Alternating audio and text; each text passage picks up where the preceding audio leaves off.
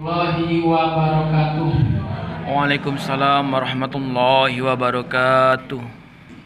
Bismillahirrahmanirrahim. Alhamdulillahirabbil alamin. Wassalatu wassalamu ala asrofil anbiya'i wal mursalin wa ala alihi wa sahbihi mujahidin at-tahirin, amma ba'd. Yang saya hormati Ibu Kepala Sekolah beserta Bapak Ibu Wakil, yang berbahagia Bapak Ibu Dewan Guru, Guru Tetap Perserikatan, Staf TU. Terlebih dahulu marilah kita panjatkan puji dan syukur kehadirat Allah Subhanahu wa taala yang mana masih memberikan kita kesempatan pada pagi hari ini, walaupun di tengah wabah corona kita masih bisa berkumpul dalam keadaan sehat. Dan sholawat dan salam semoga tercurah kepada junjungan kita Nabi besar Muhammad Sallallahu alaihi wasallam. Dan semoga syafaat beliau curahkannya kepada kita semua yang ada di sini di yaumil akhir. Amin ya rabbal alamin. Amin. Pertama-tama izinkan saya menyampaikan kultum. Tapi sebenarnya ini sharing saja, karena di hadapan saya masih banyak yang lebih hebat ilmu agamanya, lebih pakar. Saya diberi kesempatan, mudah-mudahan apa yang saya sampaikan tidak salah. Ya, Insyaallah. pada dasarnya agama adalah aturan. Jadi setiap kita yang beragama ini harus mematuhi aturan yang dibuat Allah Subhanahu wa taala. Tapi aturan yang ada pada agama berbeda dengan undang-undang umumnya. Kalau undang-undang yang ada cuma perintah dan larangan. Tapi di dalam beragama selain perintah juga ada anjuran, ada pembolehan, ada pencelahan, dan yang terakhir ada larangan. Itulah istimewanya agama, ada 5. Kalau undang-undang umumnya cuma 2, kalau bukan perintah, larangan. Jadi kalau di agama ada 5. Perintah ini yang sering kita definisikan, kalau kita lakukan berpahala, dan kalau kita tinggalkan berdosa, yang sering kita sebut dengan wajib. Dan yang kedua anjuran. Anjuran ini kalau kita lakukan berpahala, tidak dilakukan juga tidak apa-apa, yang sering kita dengar dengan istilah sunnah. Yang ketiga pembolehan. Ini sesuai dengan istilahnya pembolehan, boleh dilakukan pun juga boleh ditinggalkan, yang sering kita sebut dengan amalan mubah. Yang keempat pencelahan. Di pencelahan ini kalau dilakukan tidak berdosa, kalau ditinggalkan berpahala. Tetap istilahnya makruh. Dan yang terakhir larangan.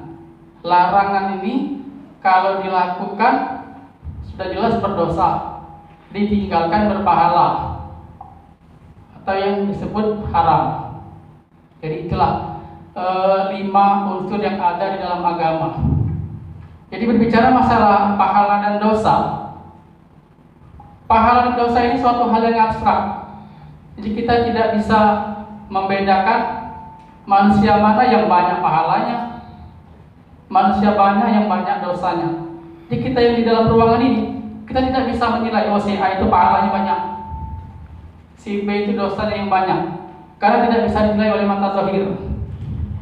Oh itu yang jenggotnya panjang pahalanya paling banyak, belum tentu. Ya. Oh itu jilbabnya yang paling panjang, itu banyak pahala, belum tentu. Karena cuma Allah yang tahu pahala dengan dosa. Kita sholat sunnah, sedekah, puasa, itu belum tentu kita dapat pahala. Sesuai dengan niat. Jadi innamal a'malu binniyat. Kita bersedekah, kalau niat kita supaya dianggap dermawan, ya barangkali mengurangi nilai pahalanya. Begitupun sholat sunnah. Kita sholat sunnah terus di masjid, sementara kalau di rumah barangkali tidak pernah, itu juga barangkali mengurangi pahala, supaya dikatakan orang alim. Jadi berbicara masalah pahala dan dosa itu tadi suatu hal yang abstrak dan memang pasti ada. Sekarang kita tidak merasakannya, nanti pasti kita rasakan. Dalam kesempatan yang berbahagia ini, saya akan menyampaikan beberapa termasuk kategori besar, kata dosa besar. Karena dosa ini menurut ulama ada dua macam, ada dosa kecil dan juga ada dosa besar. Tapi walaupun dosa kecil, kalau kita lakukan terus-menerus, lama-lama menjadi besar juga. Dan sebaliknya, walaupun dosa besar, kalau digempur terus dengan taubat atau istighfar, mudah-mudahan ada pengampunan. Jadi kembali ke dosa besar tadi. Dosa besar itu ada beberapa macam. Yang pertama, salah satunya syirik. Syirik ini kalau diistilahkan dosa yang paling besar dari yang terbesar. Kata Allah, aku akan mengampuni segala dosamu selama kau mau bertobat, selama tidak syirik. Benar tak? Benar tak ya? Jadi kalau dosa lain itu masih bisa ada ampunan, tetapi kalau sudah syirik tidak ada ampunan lagi. Nah, syirik ini kalau dilihat secara logika itu gampang. Oh, menduakan Tuhan, syirik, iya itu kenyataannya. Tapi di dalam kehidupan sehari-hari itu sering kita lihat, kadang-kadang tidak sengaja itu ada unsur syirik. Contoh, misalnya, oh ini hari ini gelap, dan besok hari ini rapat, terpaksa aku nancep ke bawang putih dengan cabai, itu sudah syirik. Jelas itu syiriknya. Oh, aku hari ini beli sepeda baru. Sepeda baru ini supaya jangan kecelakaan di jalan, nah aku mandi ke kembang, pasti syirik itu. Walaupun kita niatnya misalnya supaya wangi, supaya apa, tetap syirik. Membangun rumah, sering kita lihat di kiri kanan kita. Sewaktu memasang apa itu namanya yang di atas sebelum seng itu dikasih tebu, kendi, pisang, segala macam, itu syirik. Dan dunia perdukunan. Jadi segala sesuatu kalau tidak kita berserah diri kepada Allah, itu bisa dikategorikan syirik. Anak kita sakit, kita ke dukun. Ada masalah, kita minta tolong orang pintar. Jadi seolah kita tidak pintar. Aku nak nemui orang pintar. Kita tidak pintar berarti. Kalau itu dari segi bahasa. Jadi seolah-olah kita tidak pintar kalau istilah itu ya. Itu yang pertama. Yang kedua, dosa besar yang kedua, membunuh. Membunuh. Jadi kata Rasul, jika ada dua orang muslim berkelahi, yang satu terbunuh, maka dua-duanya masuk neraka. Sahabat bingung, ya Rasul, kok bisa yang membunuh oke lah masuk neraka, kok yang terbunuh juga masuk neraka?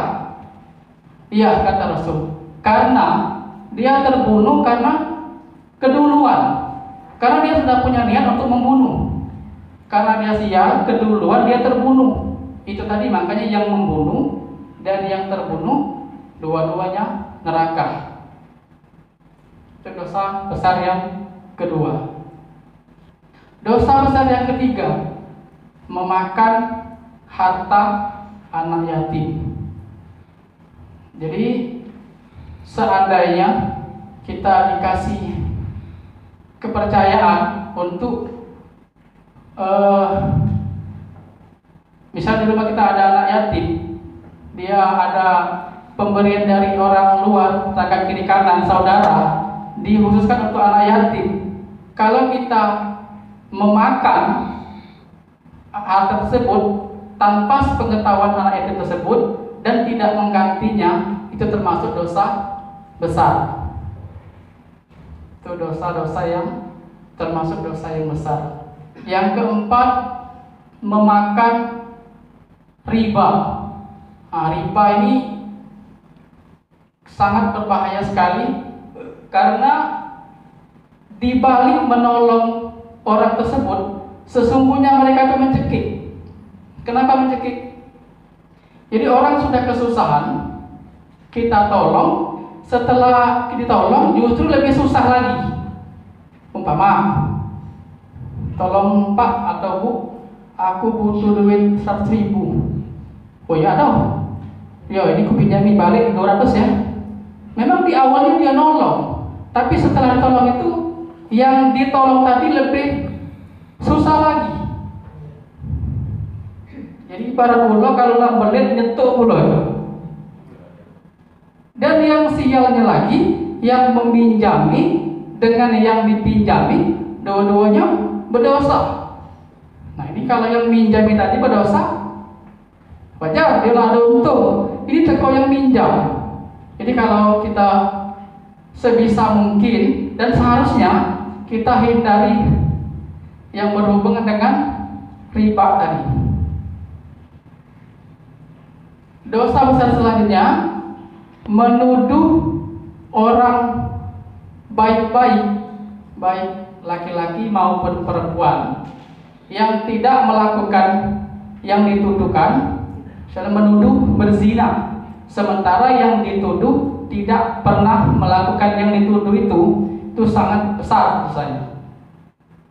Bahkan saya pernah mendengar justru yang menuduh itu bisa mendapat kategori dosa berzina. Seandainya kita menuduh seorang berzina, yang kita tuduh tidak berzina, yang menuduh itulah mendapat dosa berzina. Jadi hati-hati dengan dosa besar ini. Selanjutnya, dosa besar selanjutnya, berlari dari medan perang. Kalau sekarang kita tidak lagi perang, tapi itu bisa dikategorikan dengan orang munafik. Jadi munafik itu apa yang disampaikan dengan yang dikerjakannya berbeda. Dia menyuruh kerja bakti contohnya, sementara dia sendiri di rumah. Misalnya dia menyuruh, besok kita datang cepat ya, jam 8 dari sekolah, tapi ternyata jam 10 dia belum datang. Itu termasuk kategori munafik. Ini itu termasuk kategori dosa yang besar. Jadi dosa besar ini selama belum termasuk kategori syirik, itu masih bisa dimaafkan Allah selama kita masih mau bertobat. Tapi Bapak Ibu sekalian, kalau kita mengharapkan pahala untuk masuk surga, tidak cukup pahala kita Bapak Ibu. Bahkan Rasulullah menurut suatu riwayat, dia pahala saya sendiri katanya, kalau tidak ada keridhaan dari Allah, tidak bakal bisa masuk surga. Jadi kitalah sholat, puasa, berzakat, haji, kalau belum ada ridha dari Allah, tidak akan masuk surga, karena pahalanya tidak akan cukup. Jadi sebisa mungkin kita dari yang kecil kita bisa mencari pahala. Jadi tidak harus sholat tahajud tiap malam, senyum dengan kawan berpahala, membuang paku di jalan berpahala. Jadi tidak harus yang besar-besar. Barangkali itu Bapak Ibu yang bisa saya sampaikan. Mudah-mudahan kita semua bisa terhindar dari dosa besar maupun dosa kecil tadi. Amin ya rabbal alamin. Dan di akhir nanti kita mendapat keridhaan Allah untuk sama-sama masuk surga. Amin. Saya akhiri. Assalamualaikum warahmatullahi wabarakatuh. Waalaikumsalam.